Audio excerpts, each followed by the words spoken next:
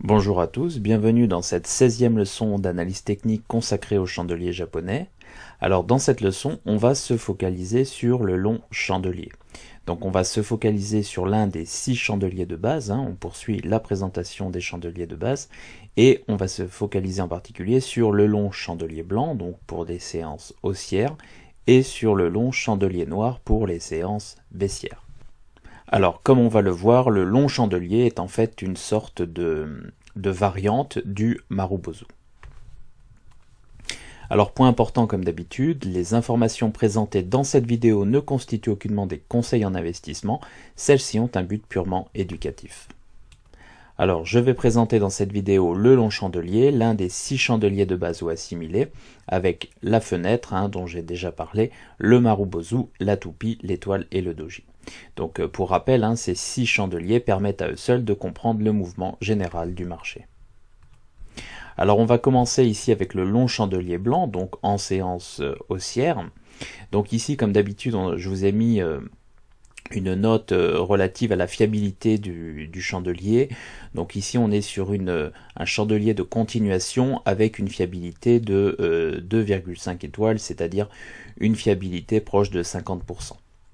Donc une fiabilité un peu plus faible que pour le Marubozu. Alors au niveau du message, ce chandelier envoie le message suivant, c'est-à-dire qu'on a affaire à une forte pression acheteuse. D'accord? Pourquoi? Parce qu'on a un long chandelier haussier avec un long corps haussier. Alors au niveau des repères techniques, un long chandelier blanc vient généralement confirmer une zone de support, donc ça peut être un support horizontal ou oblique, parfois une zone de gap, ça peut être également un support sur moyenne mobile ou un retracement de Fibonacci, en tout cas une zone de retracement de Fibonacci. Un long chandelier blanc peut également venir confirmer la cassure d'une zone de résistance.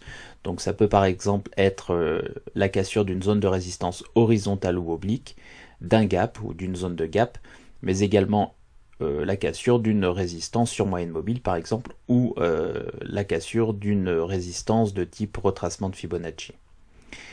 Donc une zone qui potentiellement fait office de résistance à court terme. Alors comme pour le Marubozu, il est toujours intéressant de regarder les volumes sur ce genre de chandelier japonais. Pourquoi? Parce qu'on cherche à savoir si la forte hausse de la séance, pour rappel, une séance peut être une journée, peut être également une semaine ou un mois, c'est-à-dire une bougie, un chandelier. Donc ce qu'on cherche à savoir, c'est si la forte hausse de la séance, donc c'est-à-dire du chandelier, est accompagnée de fort volume. Auquel cas, la probabilité de continuation est plus importante. Alors au niveau de la tendance préalable, ce chandelier peut apparaître en tendance haussière, mais également en tendance baissière ou au sein d'un trading range. D'accord? Pourquoi? Parce que ce genre de chandelier vient potentiellement confirmer une zone de support ou la cassure d'une zone de résistance. D'accord? Donc on peut observer ce genre de figure également sur des trading ranges, sur des zones de consolidation horizontale. Alors au niveau de l'invalidation, bien entendu la clôture sous le chandelier blanc vient invalider en fait la continuation du mouvement, bien entendu.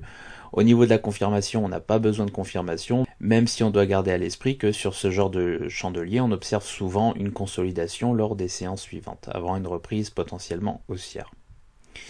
Alors, on va regarder comme d'habitude les caractéristiques. Donc le long chandelier blanc est une structure à un chandelier, c'est ce qu'on voit ici.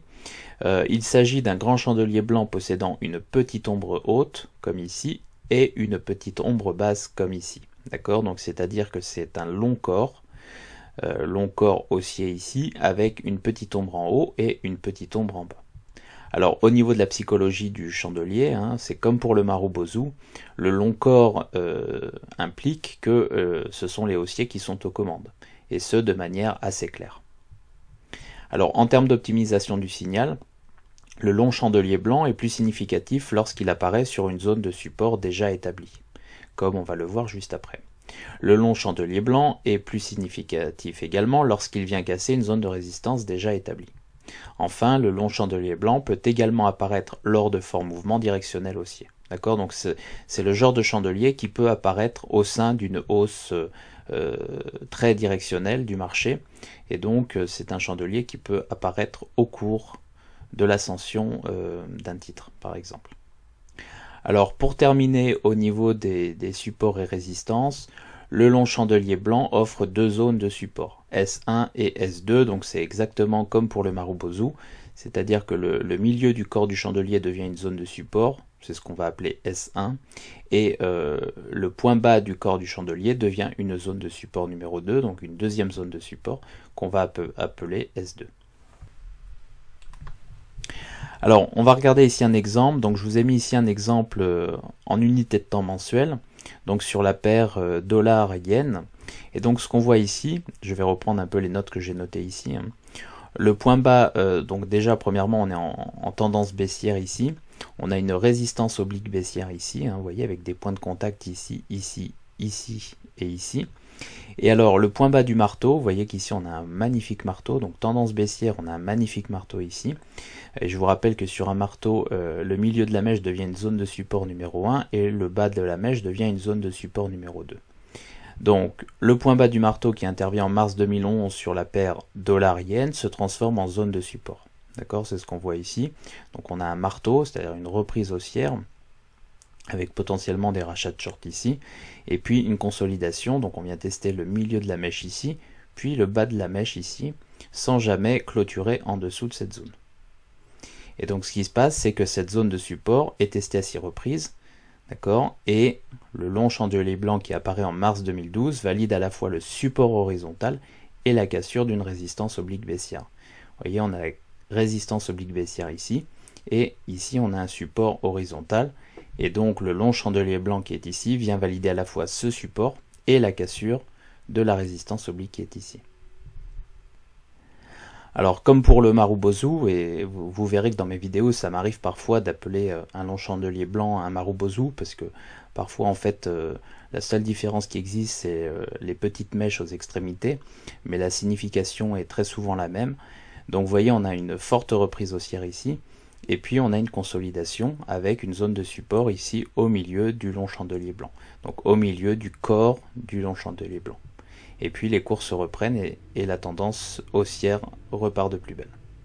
Alors vous voyez qu'en analyse chartiste, ici on aurait ici un double bottom, puisqu'on aurait un premier V ici, un deuxième V ici, ligne de coup ici, et puis on pourrait calculer un objectif ensuite. Alors on va faire la même chose pour le long chandelier noir, donc en termes de fiabilité du signal, en tout cas de fiabilité du chandelier, c'est la même chose, on a une fiabilité d'environ 50%. Au niveau du message, cette fois-ci, c'est la même chose mais dans le sens inverse, c'est-à-dire qu'on a une forte pression vendeuse. Au niveau des repères techniques, le long chandelier noir vient confirmer une zone de résistance, donc c'est-à-dire qu'il peut s'agir d'une résistance horizontale ou oblique, d'une zone de gap, d'une résistance sur moyenne mobile ou d'une résistance sur retracement de Fibonacci. On peut également observer ce genre de chandelier en tant que confirmation de cassure d'une zone de support, qui peut être un support horizontal ou oblique, une zone de gap, un support sur moyenne mobile ou un support sur retracement de Fibonacci. Alors comme pour les longs chandeliers blancs, il est important de regarder les volumes pour voir si les volumes sont en adéquation avec le chandelier, en tout cas avec le long corps du chandelier, donc cette fois-ci baissier, donc vers le bas. Alors au niveau des caractéristiques, le long chandelier noir est une structure à un chandelier, et il s'agit d'un grand chandelier noir possédant une petite ombre haute et une petite ombre basse.